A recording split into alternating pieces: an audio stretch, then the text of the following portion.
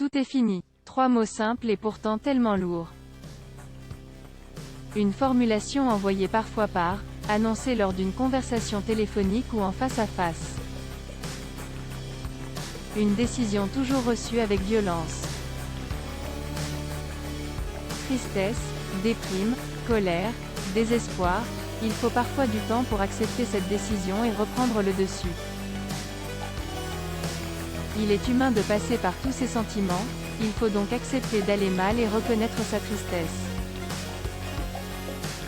Parce que cela ne sert à rien de minimiser la souffrance, une rupture fait souvent très mal. Cela ne sert à rien de nier la situation, il faut accepter cette séparation et essayer d'aller de l'avant.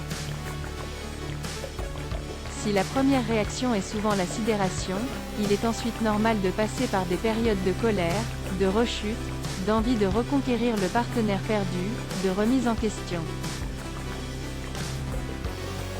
Dans un chagrin d'amour, le temps reste le meilleur médicament pour faire le deuil de cette relation.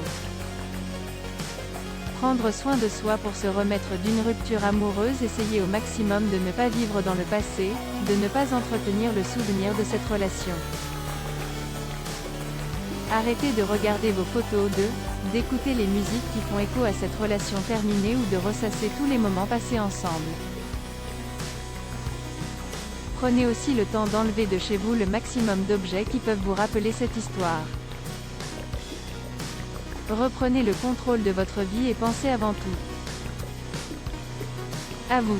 Sortez, faites du sport, voyez vos amis, prenez soin de vous, commencez une activité, apprenez à jouer d'un instrument de musique, partez en vacances, etc. Bref, soyez heureuse seule et ne cherchez pas à tout prix à combler le vide en remplaçant la personne partie par le premier venu. Être heureux seul reste le meilleur moyen de redevenir, un jour, heureux en. Et si vous sentez que vous n'arrivez pas à aller mieux, n'hésitez pas à qui pourra vous accompagner sur le chemin de la guérison.